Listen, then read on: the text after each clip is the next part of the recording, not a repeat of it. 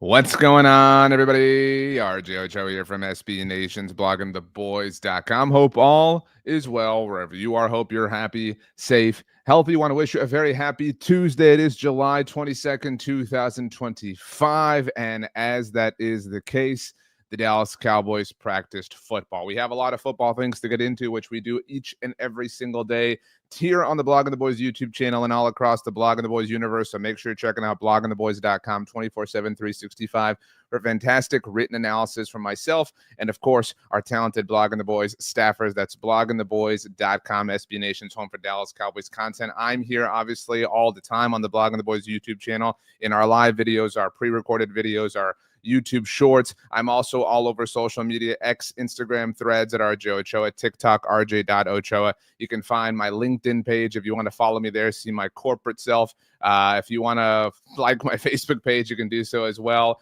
If you want to follow me on Blue Sky, search for RJ Ochoa. Anywhere you get any kind of content, and I promise you can find me and follow along for the journey. It is quite literally my job to create Dallas Cowboys content, something that I take very seriously. You'll get some Arizona State stuff in there as well and some Florida Gator stuff now that I'm starting grad school this fall. Let's go Gators. And every now and then a Houston Astros post or a picture or two of one of my dogs, Bear or Honey. But let's go ahead and get into it. Today marked the first official practice of the season for the Dallas Cowboys. The Cowboys arrived to Oxnard, California for training camp on Sunday, and the Cowboys held their State of the Union press conference on Monday. We had a live show then to parse through whatever it was. It was a very difficult situation that created all sorts of national headlines that led the day on Tuesday. Michael says, what's up, Dallas Cowboys fans from St. Louis, Missouri? Let's go, Dallas Cowboys. I'm ready. Missouri, beautiful, beautiful area. I spent some time in the Branson area a couple of weeks ago. In fact, about a month ago, I went and played Buffalo Ridge there at Big Cedar Golf and also played their new par 3 course Cliffhangers. By the way, on the subject of golf, you can also subscribe to my personal YouTube channel. This is obviously the Blogging the Boys YouTube channel. All the links to everything are down in the description below. And speaking of golf, I interviewed PGA Tour player Colin Morikawa on Tuesday, talking about his role in Happy Gilmore 2. So you can check all that stuff out there. But let's get to the Cowboys part of everything.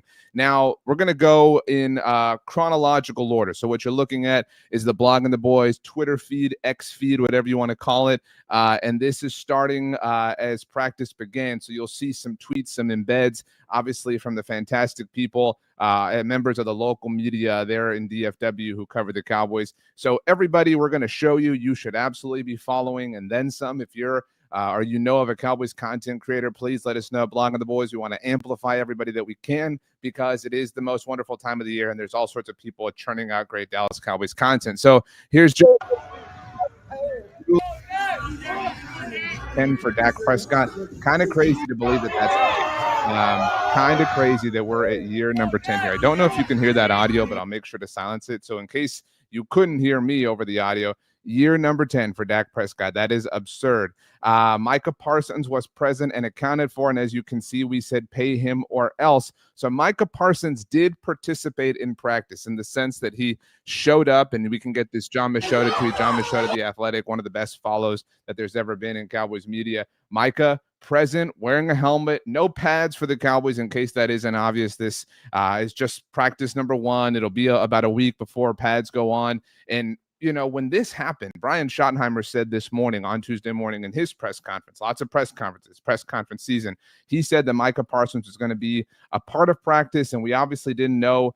We didn't know what was going to happen relative to any sort of hold-in situation. And when Micah showed up like this, it appeared like everything was hunky-dory. There wasn't going to be a hold-in. We would come to find out as the day progressed that there is a bit of a hold-in situation going on, although Micah isn't necessarily characterizing it as that. But let's keep going here. Here's Brian Schottenheimer's era getting underway. Great note from Tommy Yarish of DallasCowboys.com. Tommy is fantastic. Had a great interview with Solomon Thomas last week at the Mothership. Cannot recommend following Tommy enough. It is cool to finally have this happen, finally have this start, finally get all the crap out of the way. Brian Schottenheimer, I think, thrives the most when football is what is, on the menu, when football is what is happening, and football is kind of the main deal. It just so happens that when you're the Dallas Cowboys, that isn't necessarily always the case, which is unfortunate. But that being said, great to see Brian Schottenheimer rocking and rolling. Here are some photos from Joe Hoyt. That's 1A and 1B for the Cowboys. These are the very first photos that we have of CeeDee Lamb and George Pickens together at training camp in Oxnard, California. So feast your eyes. There they are. CeeDee Lamb, George Pickens, numbers 88 and 3 for the Cowboys in your programs. And, well, this is pretty freaking cool. Now, as I've told you for about a month and change now, I was against the trade initially. I tell you that just to keep myself accountable. But obviously super excited about the fact that it is what is our reality now. We're obviously rooting for this to be successful. And, the last, whatever it's been, 36 hours have been kind of gross to be a Cowboys fan. But when you get through all that sludge, when you crawl through like Andy Dufresne, you remember that CeeDee Lamb and George Pickens are on this team. That CeeDee Lamb and George Pickens are the two wide receivers catching passes from Dak Prescott, the primary wide receivers, or to use Joe Hoyt's parlance here, 1A and 1B from a wide receiver standpoint. Obviously, Brian Schottenheimer pumped that Micah Parsons is in attendance. Again, it may be some sort of hold-in situation. It may be something where Micah is doing what he – look, if you're somebody – let's get this straight right now. If you have an issue with the fact that Micah Parsons is holding in, even though he doesn't want to use that verbiage himself, I don't think you're being fair, right? Micah and any player, not just any Cowboy, any NFL player, any Major League Baseball player, any NBA player, any whatever, anything you want, they're entitled to do as they see fit relative to their best interest. Now, Micah, some people are going to throw out he's under contract, and I get it, right? But and not to offer a but, because I know the way that sounds, he deserves an extension. He deserves a new deal. And for all of you out there, and I keep banging this drum because you guys keep showing up in the comments and my mentions, et cetera, for those of you who are saying, well, I need to see more. We need to see some leadership. Micah was first eligible for an extension last year and didn't put up any kind of fuss. In fact, right now he's not putting up any kind of fuss. Maybe you think this like pseudo hold-in is a bit of a fuss. This is Micah simply taking care of himself. He's already proven who he is. He's already done the right things. All that's left is for the front office to cave the way they're going to cave. That's what's particularly frustrating about this. We all know how this ends, right? It's like watching a rom-com where like, look, we know you're going to get together, so we don't have to do the thing where the guy does something silly and then the girl goes to get on a plane and the guy chases her and he runs into her best friend that secretly hates but is kind of flirting with him the whole movie, right? We don't have to do that. We know the way this ends. Just tell each other you like each other, and that's it. All right, let's see. Michael says, I have a good feeling about the team of 3 and 88 being a great duo. I completely agree with you. Cotton says, best starting receiving group in the NFL when you add Ferguson. I don't know if I'm willing to go quite that far. I certainly think that CeeDee and Pickens can challenge for the best wide receiving duo in the NFL. There's some really good ones, though. I agree with you that level is attainable, that level is possible, that level is within reach.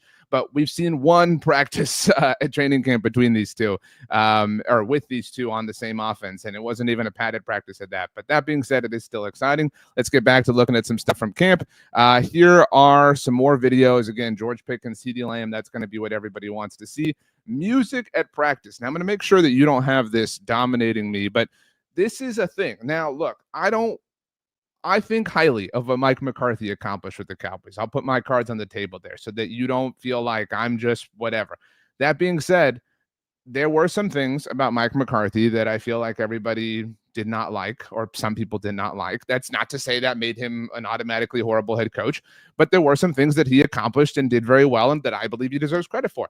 That being said, it does seem like the Cowboys are working on – this word is so overused in 2025, so excuse me for using it, but it seems like the Cowboys are focused on establishing vibes. A better way to put that is it seems like the Cowboys are focused on establishing a culture, and something innocuous like music playing at practice seems pretty silly, seems like a bunch of nothing, but if that's what gets the juices flowing, if that's what makes the players happy, that's really all that matters. Something I used to say about Pete Carroll's Seahawks, the same Pete Carroll who's been such an inspiration on Brian Schottenheimer's career. And we obviously know that those Seahawks, we're talking the peak Seahawks, the ones that won Super Bowl 48 that destroyed the Denver Broncos in the process.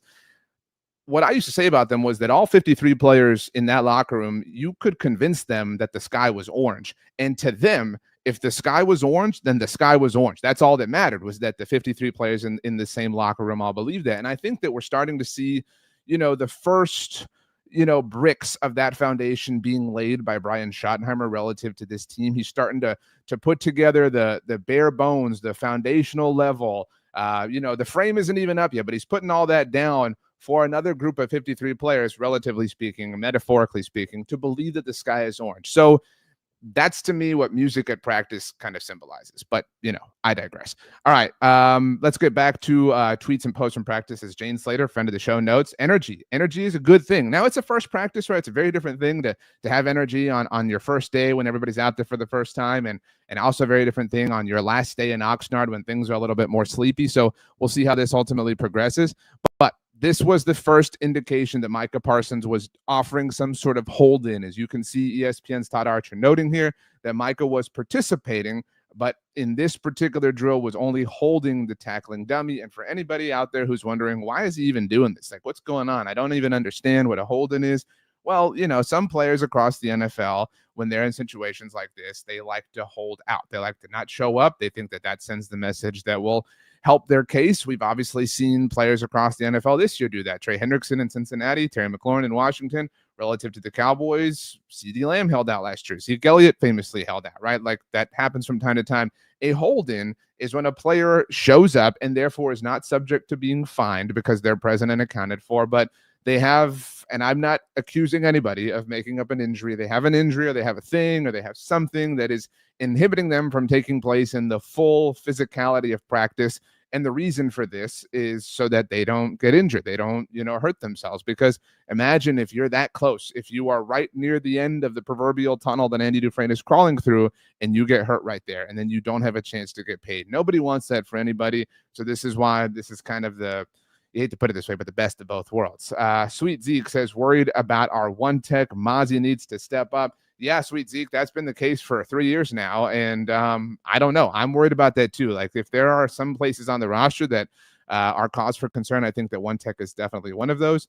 Here's Brian Schottenheimer gassing up his two receivers. Love it. Here's Dak Prescott to George Pickens. Running against air. Nobody's freaking out about anything. But again, tell me this isn't cool. Like, you can be the biggest Eeyore in the world, and you still think this is awesome, right? Like, this is Dak Prescott throwing a pass to George Pickens, both wearing Dallas Cowboys uniforms. This is a real one, not like the one that First Take aired earlier on Tuesday. Like, this is a real clip of Dak Prescott finding George Pickens. Super cool, super awesome. Again, football is back, and that's ultimately what the most exciting thing here is. There are several clips of Joe Milton that circulated on Tuesday. This is unreal. I mean, this is stupid. This is impossible. I mean, his arm is unbelievable. And everybody who watches college football has known that Joe Milton can sling it for some time. And look, before you be that person, this is not a threat to Dak thing. And I'm not even trying to go the opposite direction, but this is really exciting, because even though Cooper Rush was really serviceable and helped the Cowboys win games when they were without Dak Prescott, ultimately, he did not hold the level of athletic ability to where I think any of us trusted him to be able to be dynamic. And again, I say that with complete and total admiration for Cooper Rush and what he did during his time with the Cowboys. Joe Milton has some juice. Joe Milton has some pop, right? If Dak Prescott has to miss any sort of time, and recent history would suggest that is more likely than not, man alive, do I have some excitement for what Joe Milton might be able to do. And so that's really exciting as we kind of look forward to the preseason and what Joe Milton's going to look like there. Ultimately, my point is that there are a lot of materials to work with when it comes to Joe Milton's athletic ability. And we saw just the tiniest taste of that on Tuesday afternoon. That's a bit of a tongue twister. This is Kevontae Turpin out of the backfield. If you wait for the clip to start over again, here we go. We haven't seen a ton of this, and you can see him right back there. It's hard because he's so much smaller than everybody else. Brian Schottenheimer, by the way, did address Turpin's arrest during Team's State of the Union address on Monday, said that they worked with him and he wasn't going to get into details, but obviously he's getting involved in practice and whatnot. We'll see if there's any level of discipline, whether that comes from the team or the NFL. Obviously, those things are still to be determined, but talking about how he's being utilized in this small moment, this one clip from this one practice, this first practice in Oxnard at training camp, not even wearing pads. This is what we want to see. Now, I have been somebody who was skeptical of the idea of Kevontae Turpin being a part of the offense. I never thought it was truly going to happen. I always thought it was a bit of a, I don't want to call it a gimmick, but obviously he has a high level of ability to contribute from a special team standpoint, but we never really saw it consistently. Yeah, late in the 2023 season, he got involved a little bit on the occasional go route. He had the touchdown on Thanksgiving, all that fun stuff. But this is what we want to see. There was a question in the chat a moment ago about who's going to be the primary running back for the Cowboys. I don't think anybody knows. But if you're devoting carries on any level to Kevontae Turpin, then you are truly assembling this backfield by committee. I'm not saying that Kevontae Turpin has to have 5 carries out of the backfield a game, because that would be stupid. But what I am saying is, if you're going to go down this road, if you're going to involve him, if you're going to say, man, that dude's athletic, man, we want to incorporate him, man, we like what he can offer, man, we like what he can bring, then you actually need to do it. You can't just whip it out, once every 3 games and expect it to, yield an 85-yard touchdown run. It has to be something that you legitimately work on and legitimately implement over time to the point that it starts to take hold. So it's exciting to see that it's a part of things as we move along. By the way, Maris Liu-Fau was on the sweet spot on the ticket, which is very cool. And on the subject of Maris Liu-Fau, let me show you this because I think this is very cool. Maris Liu-Fau shared on Instagram on Monday. Let me find his Instagram post. He shared a hat that I really, really, really liked. It is a Classic Cowboy. I'm going to show you on my phone. It's much easier. Classic Cowboy. And they have all sorts of fantastic offerings. They work in partnership with George Kittle. You'll see lots of different players on the Cowboys roster wearing them as training camp unfolds. But Classic Cowboy, I'll share their link on my Instagram, which, again, the link to my Instagram is down in the description below. But you can hear Maris Liu-Fau on the sweet spot on the ticket. Let's keep going. More posts from Tuesday. I almost said Monday. This is just a small clip here, but this is Tyler Neville getting, sunned a little bit by Sam Williams, as Joe Hoy put on X. But let's keep going here. Here we go. Dante Fowler. This is Patrick Walker of DallasCowboys.com. Remember, Dante Fowler is back after a year away, a year abroad, if you want to call it that, with Dan Quinn following him to Washington. So Cowboys have a lot of options down the defensive end part of their depth chart, right? You've obviously got Micah Parsons at the very top. I would presume Dante Fowler probably starts opposite of him, but you're talking about Marshawn Nealon, Sam Williams. Peyton Turner is a name we haven't obviously talked about a ton over the offseason. I've been kind of saying that the last couple of days, last couple of weeks. Donovan Ezuraku, there are all sorts of players and bodies at defensive end to where, Matt Eberflus is going to have a lot of different options to kind of work with, which is exciting as we consider what the future of the season looks like. Here's another moment, Dak Prescott to George Pickens, a little bit more kind of, not quite against air. This is, some legitimate one-on-one action here. This is cool to see. We're excited. We're having fun. Miles Sanders, a tweet from John Machota. Again, I really don't know. I think we've been saying for weeks now that it's going to take training camp and some time to be able to see and understand and discern who's going to emerge as the top primary running back for the Cowboys this season. But I think that everybody's going to have an opportunity, not because there's a committee or anything, but because nobody really stands out as a primary option right now. Here we go. Another Dak to George Pickens moment here. Boom. There you go. You love it. Again, these are the moments. We know that Dak Prescott develops incredible chemistry with his top receiving options. You put the ball on the ground there. It's not great, George. It's okay. It's okay. That's what training camp is for. We got to work these things out. That being said, you can have great chemistry with different players, even like Jake Ferguson. And as Calvin Watkins of the Dallas Morning News shows here, got an incomplete pass. You got to hold on to that, Jake. It's a big year for Jake Ferguson. And if Jake Ferguson can come together, if he can put it all together, then we really are going to be talking about an offense that has weapons and options all over the field. If Jake Ferguson is a tried and true legitimate starting number 1 tight end option in the NFL, You've got CeeDee Lamb, George Pickens, Jake Ferguson, maybe Kevontae Turpin out of the backfield. Who knows? You've got Jalen Tolbert, who is being asked to do much less than he was a year ago. And so all of a sudden, it's exciting. I think that's why, when we had Sky Steele on a few weeks ago, I loved his prediction that this offense is going to be a top 5-1 in the NFL because they have the materials, they have the goods to work with. And there's so many people who are so quick to just jump to the Cowboys of it all that they kind of, overlook a lot of things. But consider this, we are one training camp practice in, and we can very easily see a world where CeeDee Lamb, George Pickens, Jake Ferguson, Jalen Tolbert, and the occasional sprinkle of player X, player Y, running back X, running back Y, all contribute. And remember, this is an offense that was one of the very best in the NFL 2 years ago, that had the player who finished second in MVP, voting at quarterback 2 years ago, that had a lot of group overall chemistry. Again, this was 2 years ago. We all know that last year was terrible, but we can all admit logically that the front office sabotaged them. Like, it isn't far-fetched at all to believe that this is going to be one of the better offenses in the NFL. And if you're rolling your eyes, you're part of the problem. But I digress. Let's get back to things and happenings out at training camp in Oxnard, California on Tuesday. Sam Gannon of Fox 4 in Dallas, showing a brief synopsis of what attendance looked like on Tuesday. Again, the first training camp practice for the Cowboys. I think that we'll have the occasional person who will look at something like this and be like, oh, people are out, blah, blah.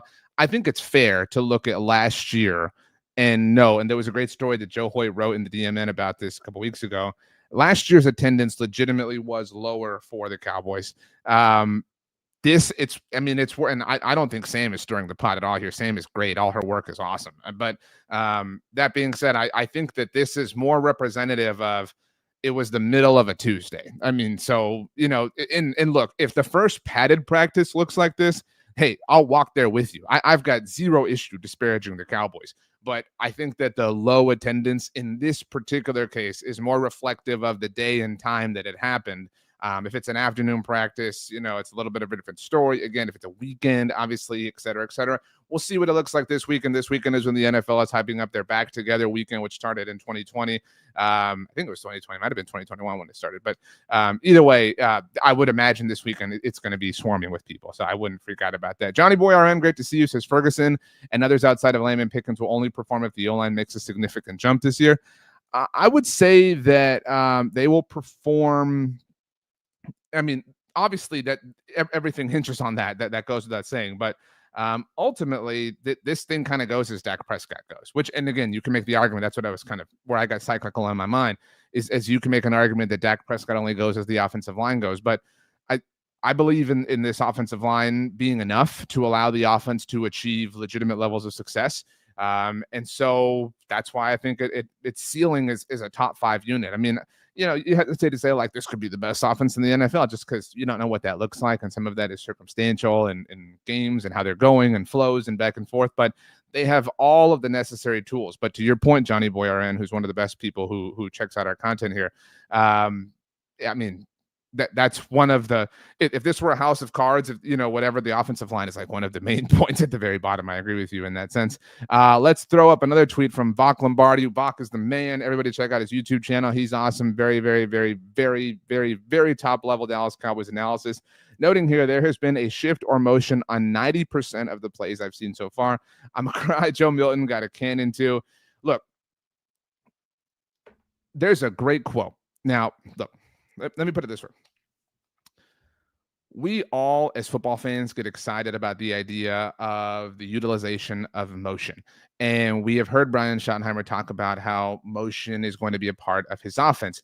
The reason this matters and the reason this is important, I go back to a quote from Chris Collinsworth on NFL Total Access many years ago talking about play action.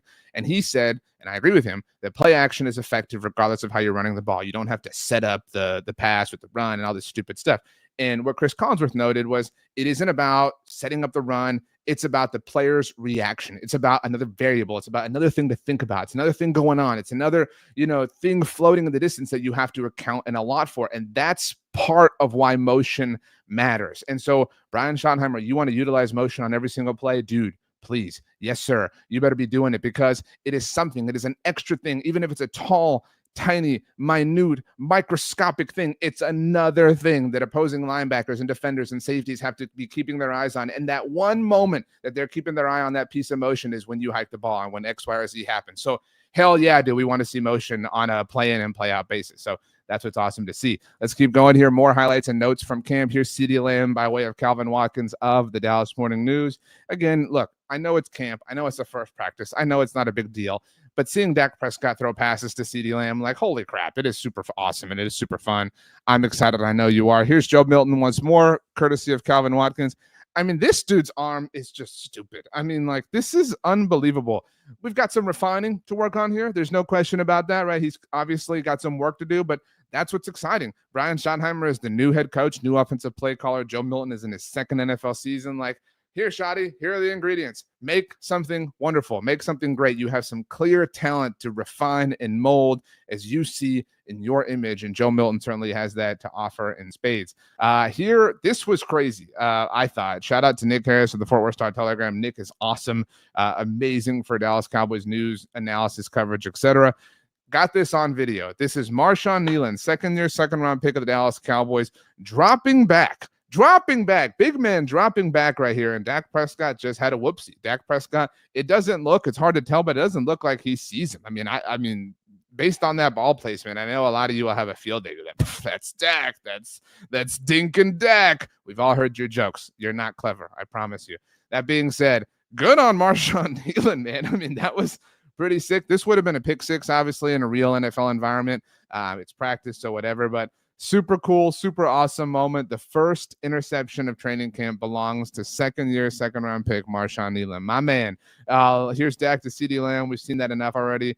Here's Javonte Williams working with the ones, again, according to Nick Harris. So, again, we're at a place where we've got to see what this is going to look like. We've got to see what snaps are going to look like. We've got to see how much players are getting worked, et cetera, et cetera. But if you had to put odds on this, I would say that Javonte Williams is maybe like minus 100 to be the Cowboys starting running back in week one. The competition isn't stiff, so that's certainly worth mentioning. The job can certainly be taken if somebody can really grab it by the horns and prove that they're the ones who need and deserve it. But, you know, hey, that's where we're at as of Tuesday, July 22nd. Let's keep going here. Jonathan Mingo. This is Patrick Walker, DallasCowboys.com. I hope that this audio isn't dominating me. It doesn't look like it is, and none of you have said so yet. But there's Jonathan Mingo. Hey, now. I do think that Jonathan Mingo's roster spot is in an interesting place. I think he's got a little bit of Teflon going on because there's no way the Cowboys cut him after they traded for him, obviously, last year. It is his first training camp with the team, but after having traded for George Pickens, you do have to wonder a little bit. So let's keep going here. This is Dak Prescott to George Pickens. Shout out to Tommy Yarish. And there it is. You love to see it. Let's keep going here. This, I'll get to your comment right now, Patricia. Noting first scuffle of camp. Nick Harris caught this on video. Nick was the man on Tuesday with video out from Oxnard. Brevin Spanford and Donovan Ezuraku getting a little bit upset with one another. And Nick added that Brevin Spanford was involved physically a couple of times last year when he was a rookie. So I know that we all feel different ways, but I think on some level you want to see this. You want to see a little mixing it up, right? You want to see, people, defending their turf and whatnot. So you don't want to see a brawl. You don't want to see fists flying, things like that. But it's nice to see some level of competition, and it's clear that Brian Schottenheimer wants that at least. Let's keep going here. Before we get to the after practice notes, here's a great one. Is that all action? For anyone who's unaware, if you've never been out to Oxnard, after practice ends, there's still some mild activity happening on the field. Things like this, Tyler Smith working with Tyler Booker. It's awesome to see. Tyler Smith showing a level of leadership. He's the elder statesman in the room. All due respect to Terrence Steele, because I will offer him respect, unlike Jerry Jones. But this is clearly Tyler Smith's room. He's the man in charge. So this is really cool to see him, taking some time to work with Tyler Booker, one interior lineman, to the other. But that's it as far as like practice happenings. I mentioned your comment, Patricia said, so excited to see some of the pictures of CeeDee. Let's go Shoddy. I agree with you. And I can tell you this as a writer, as a content creator, like you reach a point in the off season where you're like, man, I've used every photo, because every game there's new photos, right? That's the way it works. Right. And so you reach a point in the off season where you're like, dude, I've used this picture of CeeDee a million times. So it's nice that we have a bit of a reflection going on in our lives. Michael adds, I have a good feeling about this team this year. They want a win. I hope so. I'm right there with you in some respects, but we'll see. Johnny Boy says, in addition to wanting to see the Cowboys play win the Super Bowl, I so want to see Dak serve up crow to the nation of doubters out there. Of course, that's if they give him credit for any success. Johnny Boy RN, you know as well as I do that Dak Prescott could throw for 500 yards and 10 touchdowns in the Super Bowl, and somebody would say, yeah, well, Joe Milton would have thrown for 11, right? Like that totally could and would happen. So we just have to accept it, right? We have to have our own levels of Teflon. Speaking of, let's get to some news and notes happenings after practice when players met with members of the local media. Micah Parsons speaking publicly for the first time since Jerry Jones's comments, if you want to call them that, on Monday, said he's discouraged that he and the Cowboys haven't gotten a deal done yet. He says he doesn't take it personal, but also doesn't understand. There were several more comments that came out where Micah noted his representation has reached out to the Cowboys, but they haven't heard back. Adam Schefter reported on Get Up on Tuesday morning that the Cowboys have yet to, at least as of Tuesday morning, make an official contractual offer here. We can only say this so many times, and I promise you, I'm not trying to beat a dead horse. What I'm trying to do here is my job and tell you things about the Cowboys as I see them. I think that's why you're here. I'm appreciative that you trust me in that respect. And when it comes to this situation, I'm done coming up with analogies. I'm done trying to compare it to X, Y, or Z. I'm done trying to logic it out for myself or for you because we're past that point. We all know what is going on. We all know this is stupid. We all know this is meaningless. And most importantly, we know how this ends. You know, we know that at the end of this, whenever the Joneses have had their fun, if you want to call it that, they're going to make Micah Parsons the highest paid non-quarterback in NFL history, at the very least, the highest paid defensive player in NFL history. And they're going to brag and they're going to smirk and they're going to laugh and they're going to say something silly and try to make a quip and try to sell a t-shirt out of it. When in reality, as much as we want the financial success for Micah Parsons, they could have gotten this done for cheaper 6 months ago or a year ago or a year and 6 months ago, but they didn't. And they know that. And that's the dumbest part about all this. So again, I'm done trying to explain this because this is actually so bad and so poorly obvious in terms of what the front office is trying to do, whether that's attention seek or they're holding on to cash and liquid assets and all that financial stuff I don't understand. This is so plainly obvious that we all know it. All right, we're just waiting for them to grow up. So I digress. Let's get back to everything else from camp on Tuesday. This is the note I was talking about when we first began. Joe Hoyt noting that Micah didn't participate and won't classify himself as a hold-in and said he's dealing with a back injury. If you're curious, and these are my 2 cents, again, I am not, to be very clear, I am not accusing Micah Parsons of making up an injury, but if you say that you're holding in, you open yourself up to some fines. But you say you're injured, obviously that's not the case. So I would not ever accuse anybody of that, but that's just the way the sausage gets made sometimes. Anyway, obviously, Micah noted there was no movement, et cetera, et cetera. He spoke with Trayvon Diggs. And Trayvon, obviously, I would say, caught some strays or caught some direct shots from the front office, from Jerry Jones on Monday. But after practice, spoke as well, obviously. And we could see this tweet from Calvin Watkins. And we included the John Owning tweet here because this matters. Trayvon Diggs said he didn't expect getting fined $500,000. Fine's not the best word. It was part of his contract to take that away if he didn't meet the requirement that he did not meet. But Trayvon said that kind of hurt my feelings. It's okay. Hopefully I can make it back in incentives. And I agree with John. I think multiple things can be true here. Let's lay it out this way. Right now, the Cowboys look cheap, right? They look cheap relative to how they are handling Micah Parsons. They looked cheap relative to how they handled Dak Prescott multiple times, CeeDee Lamb, et cetera, et cetera. So the Cowboys look cheap, and the reduction in salary of Trayvon Diggs adds to that flame, and it contributes to the idea that they look cheap. That's one thing that is true here. Ultimately, a rule is a rule. Contract language is contract language. If you knew it was in your contract that if you didn't do X, Y, and Z, the team had the right to do A, B, and C, then are you really surprised, right? Like, I mean, I'm not mad or calling out anyone, but if those were the rules, if that's what everybody agreed to when everybody signed it, then it kind of makes sense.